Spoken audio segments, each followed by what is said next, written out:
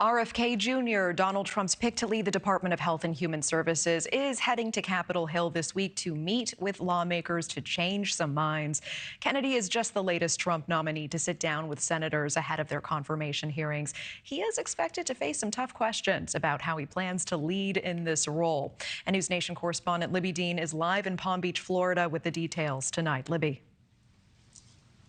Natasha, Trump's pick for HHS Secretary RFK Jr. is headed to Capitol Hill this week for his first round of meetings with senators.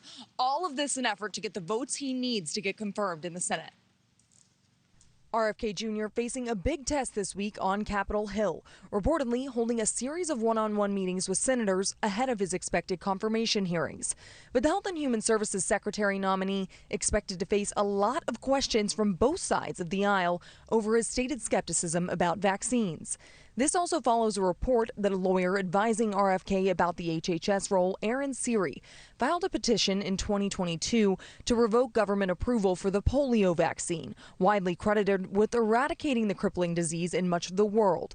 Siri later stating he was talking about one specific polio vaccine that's been in use since the 1990s.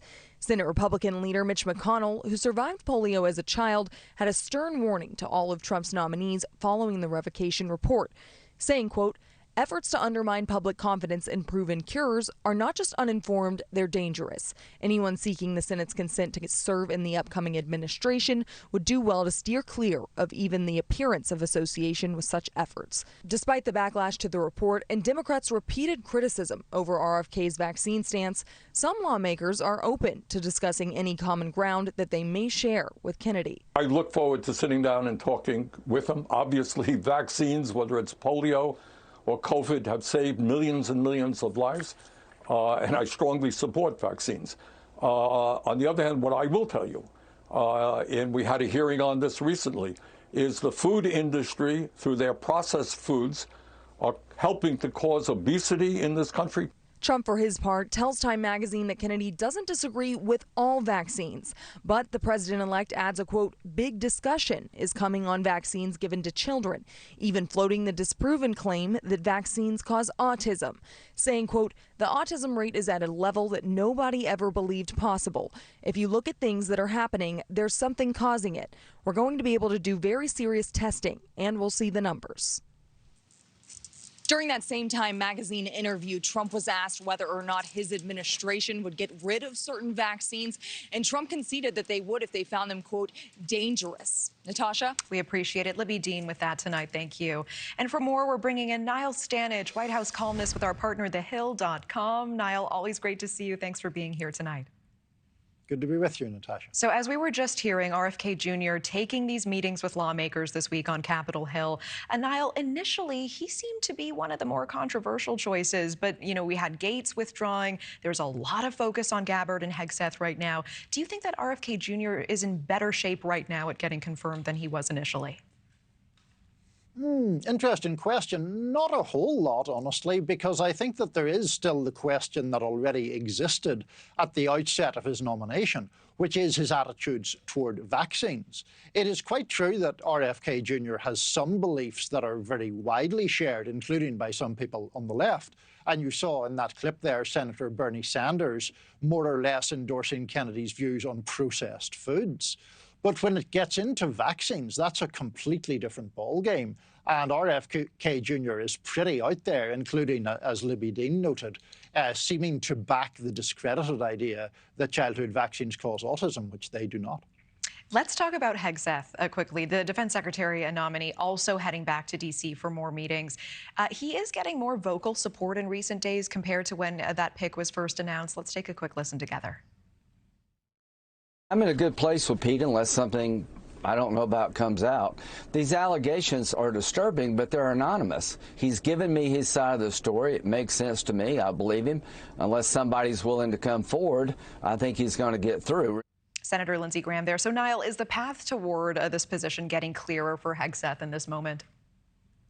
It's getting clearer because President-elect Trump has doubled down on Hegseth's nomination. When Hegseth seemed in real danger, it was when Trump seemed to be backing away or teetering somewhat in his endorsement. And as you know, there was some suggestion of Florida Governor Ron DeSantis being parachuted in to take over from Hegseth as the nominee for this post. But now we see Mr. Trump really backing Hegseth, and I think in that respect his chances plainly have strengthened. Niall, I have to ask you about one of the biggest discussions happening, not just in D.C., but in the rest of the country right now, and that is these reported drone sightings.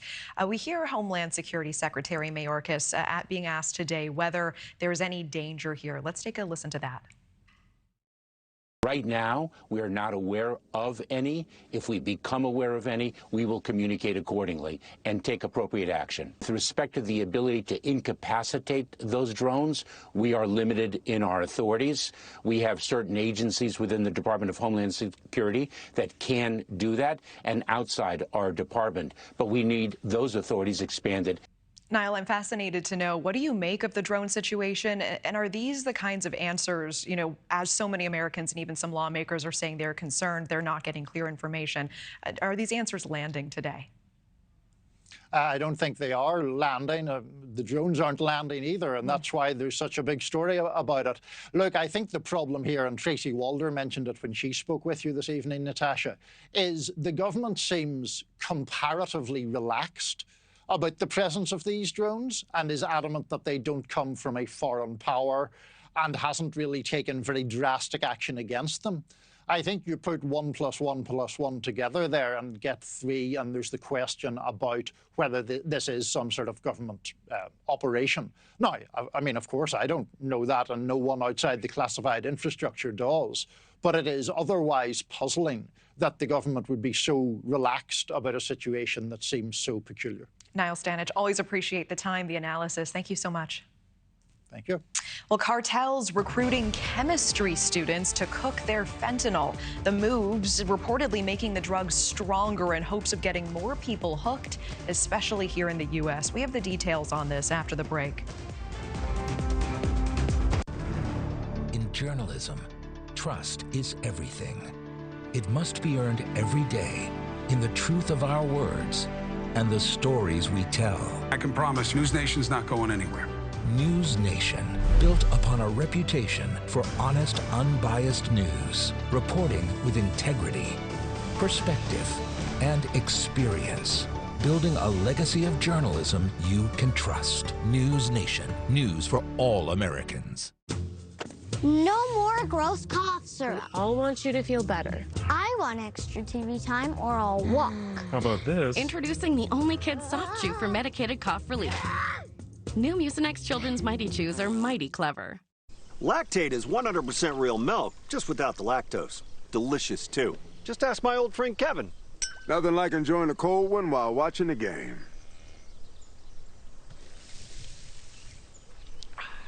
Who's winning? No idea. Real milk, real delicious. And don't forget to try some delicious, creamy lactate ice cream. What's that, Mabel? Wow. Smart cow. Jorge has always put the ones he loves first. But when it comes to caring for his teeth, he's let his own maintenance take a back seat. Well, maybe it's time to shift gears on that. Aspen Dental has complete, affordable care, all under one roof. Plus $29 exams and x-rays for new patients without insurance, and 20% off treatment plans for everyone. Making it easier to get started with quality care. It's one more way Aspen Dental is in your corner. After last month's massive solar flare added a 25th hour to the day, businesses are wondering, what should we do with it? Bacon and eggs, 25/7. You're darn right. Solar stocks are up 20% with the additional hour in the day. Ruined. With the extra hour, I'm thinking company-wide power nap. Let's put it to a vote. This is going to wreak havoc on overtime approvals. Anything can change the world of work. From HR to payroll, ADP designs forward-thinking solutions to take on the next anything. I brought in Ensure Max Protein with 30 grams of protein. Those who tried me felt more energy in just 2 weeks. Here, I'll take that. Ensure Max Protein. 30 grams protein, 1 gram sugar, and a protein blend to feed muscles up to 7 hours. Believe me, when it comes to investing, you'll love Carl's Way. Take a left here, please. But there's a... Carl's Way is the best way. Is it? At Schwab, how I choose to invest is up to me. Exactly. I can invest and trade on my own. Yes, and I let them manage some investments for me, too. Let's move on, shall we? No can do. I'll get out here. Where are you going? Schwab. Schwab, a modern approach to wealth management. Stay ahead of your moderate to severe eczema and show off clearer skin and less itch with Dupixent, the #1 prescribed biologic by dermatologists and allergists that helps heal your skin from within. Severe allergic reactions can occur. Get help right away for face, mouth, tongue, or throat swelling, wheezing, or trouble breathing. Tell your doctor of new or worsening eye problems like eye pain, vision changes, or blurred vision, joint aches and pain, or a parasitic infection. Don't change or stop asthma or other medicines without talking to your doctor. Ask your doctor about Dupixent. It is 80 times stronger than morphine, hundreds of times stronger than heroin, and it kills about 200 Americans each and every day. Fentanyl is by far the leading cause of overdose deaths in the U.S., and just 2 milligrams of it would be deadly to most human beings. But where does this massive epidemic begin? NewsNation correspondent Jorge Ventura investigating clandestine fentanyl labs in Mexico, the cartels behind them, and the global network fueling this crisis. He is joining us live from San Antonio. Jorge, what did you uncover? Well, Natasha, the opioid overdose continues to be a major crisis here in the United States. And fentanyl's deadly journey begins in the mountains of Mexico, where these clandestine labs are operated by powerful cartels in Sinaloa and Jalisco. But these cartels do depend on chemicals from China to mass produce fentanyl and to continue that drug trafficking. Mexican cartels are now changing their tactics and are looking to cut out the middleman.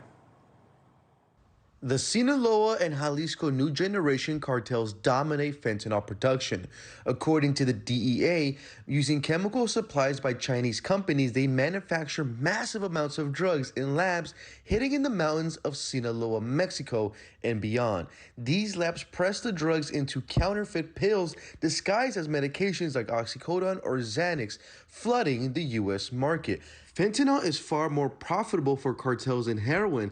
As a synthetic drug, it's easier and cheaper to produce. Just 2 milligrams, an amount the size of a few grains of salt, is enough to be fatal, making it a low-cost, high-profit weapon in their operation. The New York Times recently uncovered another alarming trend. Cartels are recruiting chemistry students to refine their chemical operations. Lured with promises of high salaries or coerced through threats, these students make the chemical ingredients and boost the drug's potency. One student revealed the cartel's goal is to control the entire fentanyl supply chain, eliminating dependence on Chinese imports while also maximizing profits. This tactic with the cartels recruiting college chemists, we're going to see far more fentanyl being produced because now they don't have to rely on China. They don't have to rely on any type of pressure or risk losing these chemical precursors being seized at any type of ports before they actually make it to Mexico. Now they can actually make their own type of chemicals by using these college chemists to do that.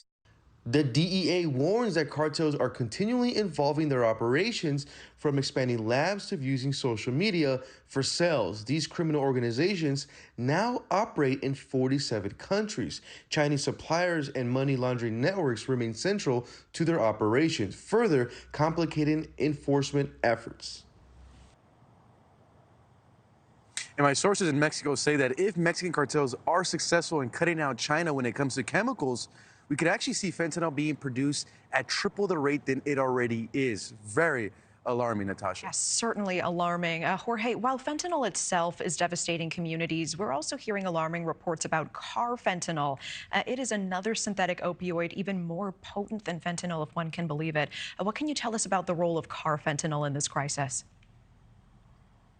Yeah, so experts are saying that they're now getting new reports of what they're calling carfentanil, synthetic opioid that they are saying is much stronger than fentanyl. Experts also saying that it's a kind of a mixture between heroin and horse tranquilizer and also other tranquilizers for animals. Just a few grains of carfentanil can kill up to 50 people. New York right now is already seeing that spike. In New York, health officials actually linked carfentanil to at least 7 overdose deaths in the Bronx in just 6 months, with traces found in street samples. Meanwhile, in Colorado, authorities recently seized over 250,000 carfentanil-laced pills, enough to cause mass casualties. Now, the CDC reports that carfentanil-related deaths have surged nationwide, jumping from just 29 deaths in early 2023 to a staggering 238 by mid-2024. In total, carfentanil has been linked to over 500 fatal overdoses since 2021, and the drug has now been detected in 37 states. Experts say that this issue actually started off in the East Coast, but now they're seeing more of the West Coast states as well being affected by this new synthetic opioid, carfentanil. Natasha. Yeah, Jorge Ventura live in San Antonio looking into all of this for us tonight. Thank you. This is the Mexican cartels. This is the Mexican cartels working with Chinese chemical companies to make pills by the millions, destabilizing the border to traffic enough fentanyl to kill the entire population of a country many times over. A new documentary produced by a former White House official is sounding the alarm on the fentanyl crisis. Fentanyl, Death Incorporated, focusing in on the real-life tragedies wrought by this opioid epidemic. And we are joined now by the producer of that documentary, Dr. Robert Marbut Jr., a fentanyl expert. He's also the former White House homelessness czar and senior fellow at the Discovery Institute. Doctor, welcome. Thanks for making the time tonight. Thank you very much, and thank you for Jorge's bumper. That was really a really informative bumper, so thank you very much for doing that. We are always so grateful for his reporting, and I want to ask, what do you want people to know about the scale of the fentanyl crisis? How is this different from other drug crises we've seen in the past? We have never seen a drug this deadly, this lethal, this potent ever in the history of the world. It is a man-made synthetic opioid. And to give you a context, it's equivalent of a 737 in the United States crashing every day. And to give you a cumulative effect of it, more people have died of fentanyl in the United States in the last 5 years than all the wars of American servicemen and women going back to World War II. So World War II, Korea, Vietnam, Afghanistan, Iraq, a few UN wars, Gulf War I, Gulf War II, add them all up together, more people have died the last 5 years than fentanyl in the United States. I appreciate that context, and it is devastating. If it were up to you, what immediate changes would you make to end the fentanyl crisis in this country? We're going to have to do several things. One is you got to go after China. Next is you got to go after the cartels in Mexico. And just in the last 8-9 months, the biker gangs up in Canada are backfilling the cartels from Mexico. So we're starting to see more and more come in from the northern border. And we got to really get honest about the educating our children about how deadly this is. We've never seen anything like this. It makes cocaine and crack and fentanyl. It's just changed the game. And I know you bring up there are so many different sectors here. There's the cartel that is actually bringing it into this country. How do we solve China's involvement here, providing the cartels with the precursor chemicals to make the fentanyl in the first place? What do we do? Well, one is you got to crack down on the precursors, but also we're starting to see precursors come in. And I spent 3 weeks in China working on this movie, this documentary. And the one thing I noticed is China has stopped internal drug use of 1.2 billion people. So they know how to stop it. And so we need them to do the same thing they've done in their domestic market, in their export market. So they know how to do it. So it's getting their attention. And what's great about the incoming president, Trump, you can see he's gotten the attention of the president of Mexico, the prime minister of Canada, and the premier in China. And the mere fact that the prime minister of Canada flew down within 2 days of having a conversation on the phone, he's gotten their attention. And now we got to deliver on it. It is such a big conversation. We certainly appreciate your time tonight. Dr. Robert Marbut, we appreciated that documentary again, Fentanyl, Death Incorporated. Thank you so much for making the time again tonight. Thank you for having me on. Appreciate it. Thanks for watching. Go to joinnn.com to find NewsNation on your screen. And don't forget to click the red subscribe button below to get more of NewsNation's fact-driven, unbiased coverage.